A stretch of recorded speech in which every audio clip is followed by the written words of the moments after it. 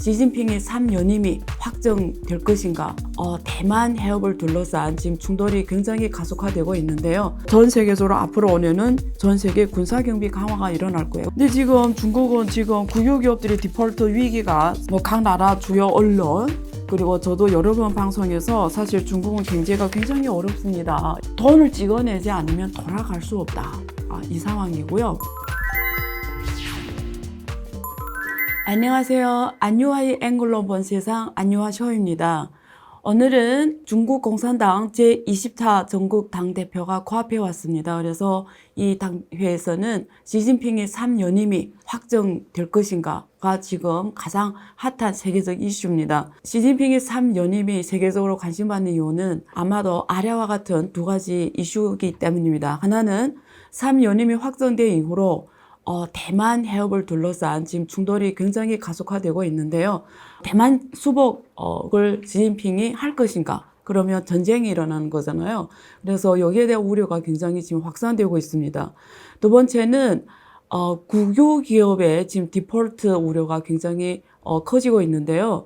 시진핑이 3년임이 확정되며 지금 취하고 있는 제로 코로나 정책 등등을 굉장히 완화하면서 중국 경제가 다시 좋게 갈 수 있냐. 그래서 이런 디폴트 경제위기 위험이 상당히 완화될 수 있냐. 이것을 세계적으로 많은 국가와 그리고 투자자들이 관심가는 있습니다. 그래서 오늘은 이 두 가지를 갖고 여러분과 같이 이야기를 나눠보도록 하겠는데요.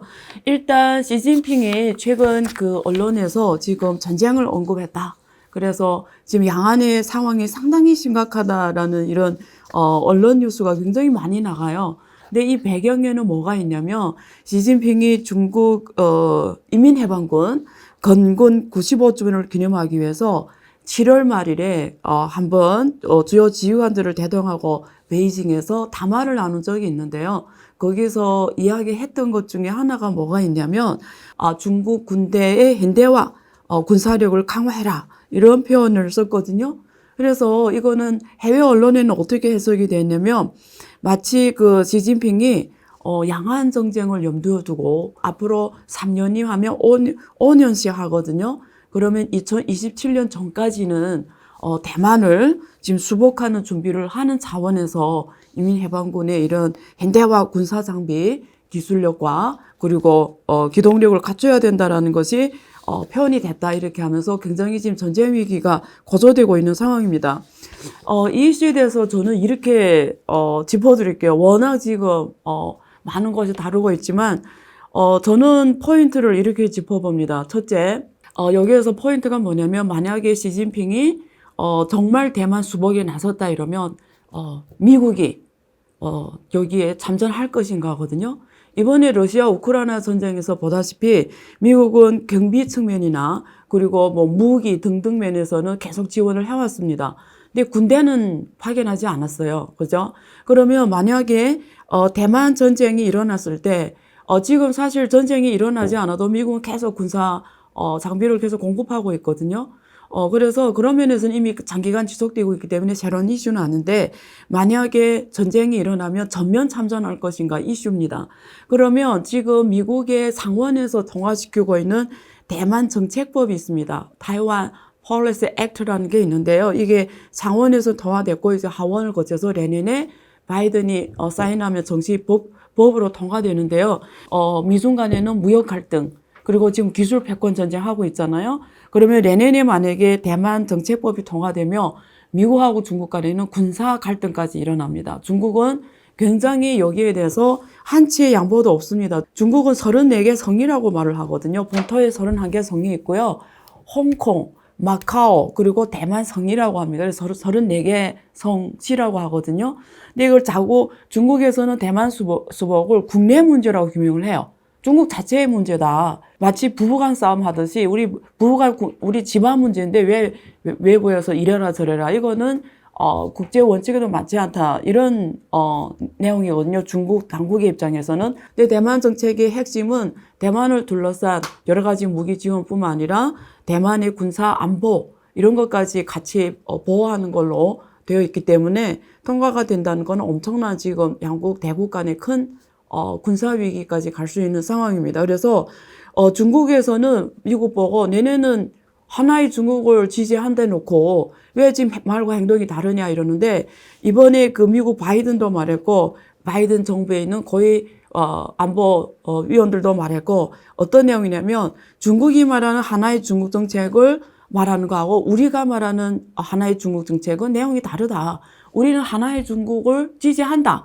그렇지만 여기에 꼭 대만이 들어가네 안 들어가네는 우리는 말한 적이 없다. 이렇게 지금 말하고 있어요.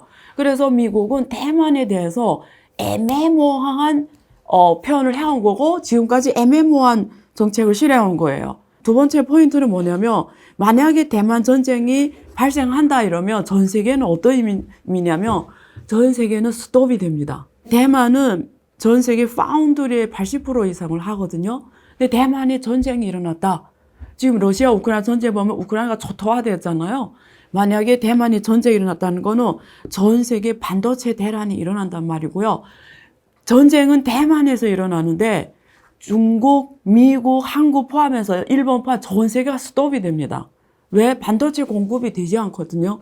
그러면 미국은 어떻게 참전할 명분을 마련하냐면, 미국은 이거는 국가안보와 관계된다고 명분을 마련할 거예요. 인터넷이 돌아가지 않고 모든 전자기기가 돌아가지 않는다는 세상이 오는 거예요.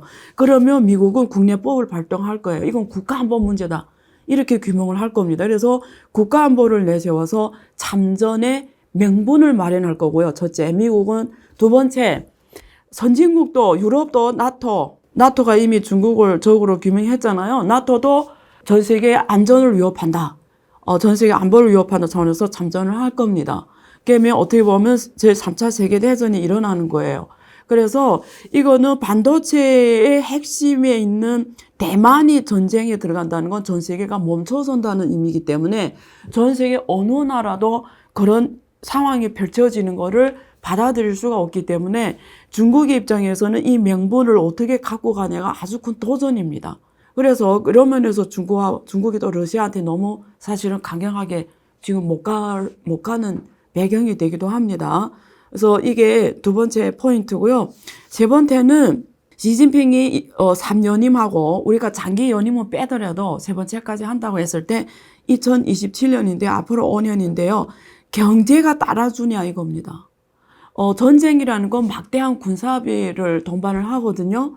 그래서 만약에 중국 국내 경제가 만약에 굉장히 안 좋아진다. 그리고 앞으로 5년에도 과거에 해온 이 원죄가 있기 때문에 앞으로 5년에도 경제가 계속 안 좋아진다 이러면 지금 지방정부가 경제가 굉장히 힘듭니다. 그런 상황에서 군사경비를 어떻게 마련하냐 문제거든요. 막대한 군사경비를.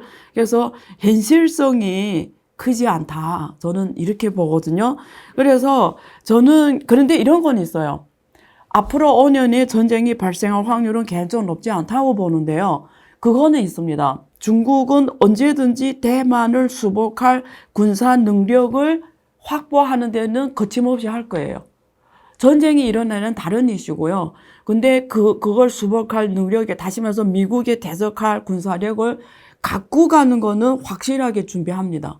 이거는 확실합니다. 그래서 군사력 경쟁은 계속 고조화될 거예요. 그런 면에서 앞으로 5년은 군사 경비 강화가 전 세계 모든 국가에서 일어날 겁니다. 적어도 미국은 이런 준비를 할 거예요. 모두 최첨단 무기를 대만에 지금 차고 다 공급할 거예요. 그래서 시간으로 갖고 대만이 미국이 현장에 오지 않아도 충분히 대륙에 저항할 수 있는 군사 장비를 마련하도록 대만에 계속 군사 수출을 할 거고요. 중국은 또 거기에 대응할 수 있는 군사력을 갖고 가도록 군사에 대한 투자를 엄청 강화할 겁니다. 그래서 GDP의 지금 8% 이상을 군사 투자를 지금 하겠다고 하고 있습니다. 그래서 그런 면에서는 전 세계적으로 앞으로 5년은 전 세계 군사경비 강화가 일어날 거예요. 그래서 한국에 요즘에 K-방산업이 되게 잘 되고 있잖아요. 그런 면에서 이런 한국은 앞으로 군사 쪽에 굉장히 기회가 더 많아질 겁니다. 전쟁이라는 건 우리 인류에는 최악의 사태지만 또 어떤 나라들은 이 전쟁에서 또 일어서는 국가들이 있기 때문에 일본도 그랬고 그렇죠. 그래서 군사산업은 앞으로 엄청 커질 것으로 저는 전망을 합니다. 그래서 이어서 시진핑이 전쟁을 하려고 해도 경제가 좋아야 되잖아요. 근데 지금 중국은 지금 국유기업들의 디폴트 위기가 월가에서도 그렇고 뭐 각 나라 주요 언론 그리고 저도 여러 번 방송에서 사실 중국은 경제가 굉장히 어렵습니다. 이런 이야기를 많이 했어요. 크게 두 가지예요. 중국은 경제를 말할 때 크게 두 가지인데요. 하나는 그 기업들의 부채입니다. 제가 기업들의 부채를 데이터로 한번 말씀드릴게요. 지금 중국의 기업들은 대부분 국유 기업인데요. 지금 국유 기업의 지금 부채가 어느 정도 왔냐? 일단 중국 기업들이 총 부채 잔액이 2021년 기준으로 180조 위안입니다. 이자율은 평균 이자율은 4.95%입니다. 그러면 우리가 이자만 계산했을 때 지금 8.93조 위안을 이자만 내야 되고요.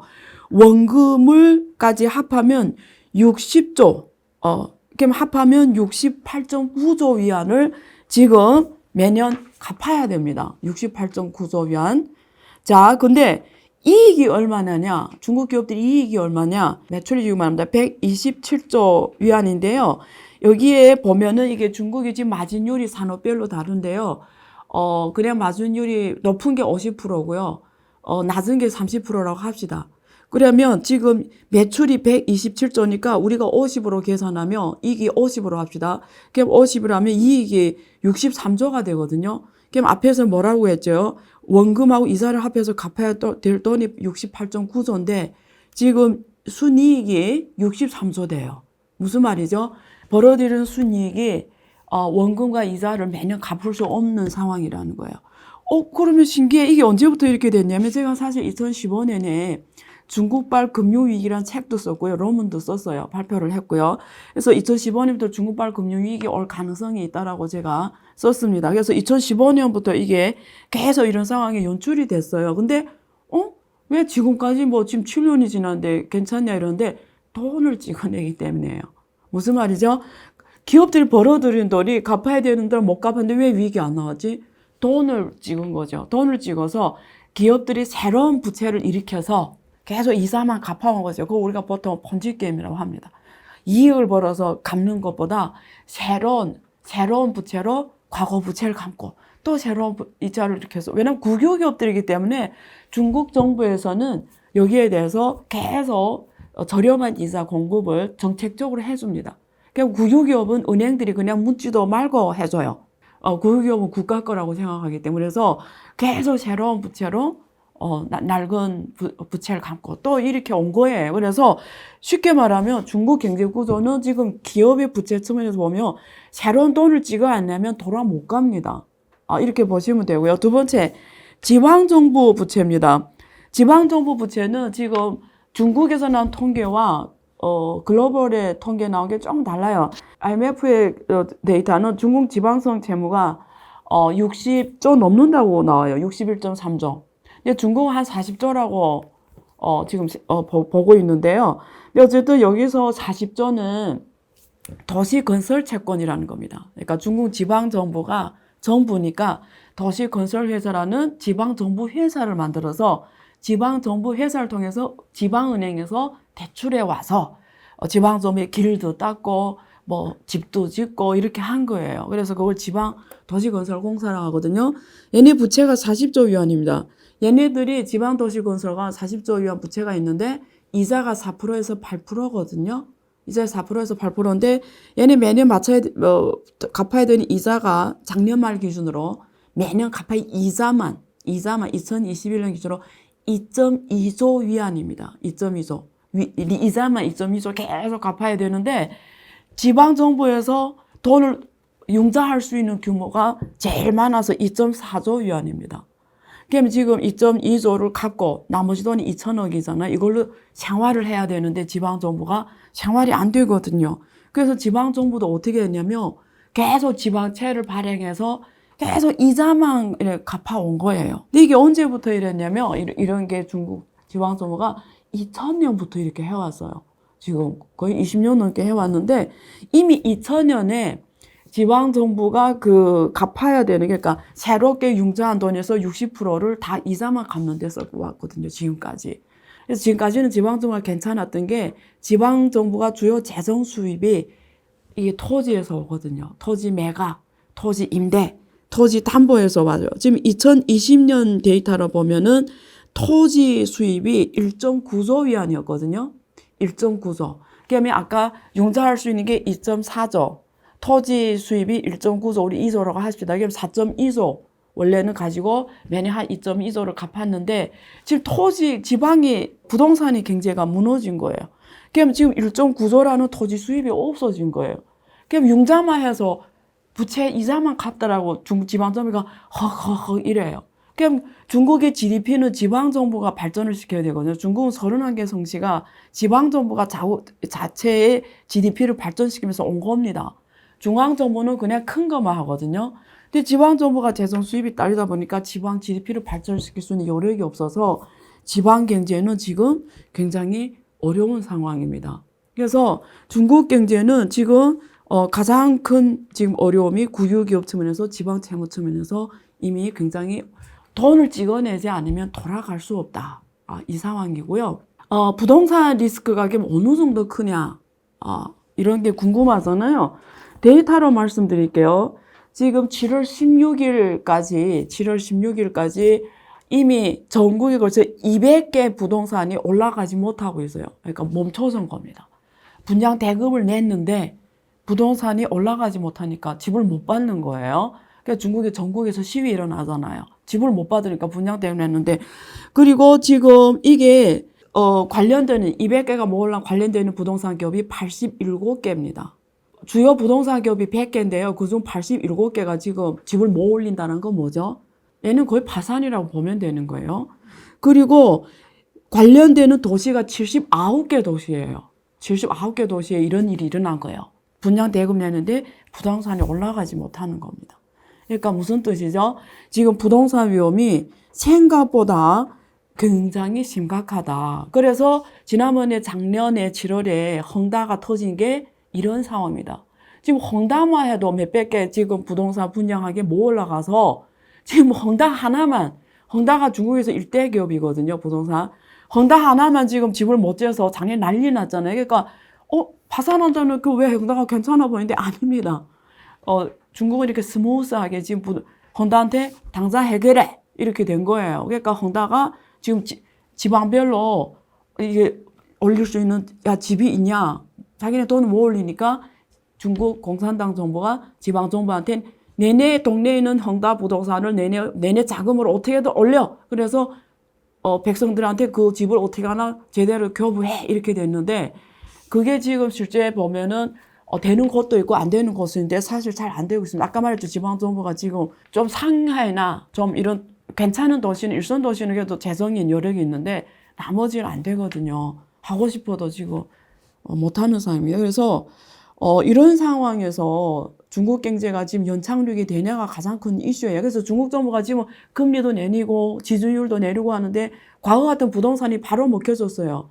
요즘에 지금 부동산 세일 정책을 해요. 막 공무원들 보고 막 내 채 사라 이러고 막 집을 사는 사람들이 엄청나게 지금 경제 정책 하는데도 지금 그 상황인 거 봐서는 굉장히 만약에 잘못 넘어가면 위기가 오는데 지금 미국이 금리를 빅스텝으로 올리잖아요. 근데 중국 경제가 세계 경제를 받쳐줘야 되잖아요. 근데 중국 경제가 만약에 이게 툭 무너지면 워낙 지금 미국 연준 때문에 전 세계가 지금 당장 경착륙이 생겼는데 받쳐줘야 되는 중국 경제가 못 봐주게 되면 어떻게 되죠? 연준이 착각할 수가 있어요. 이게 빅스텝 하다가 전 세계를 2008년 위기로 다시 한번 몰아넣을 수가 있습니다. 저는 지금 문제를 이렇게 봅니다.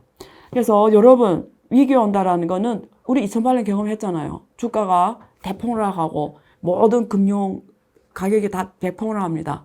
그래서 여러분 지금 상황에서는 현금을 딱 준비하고 있다가 공부를 많이 하세요, 지금.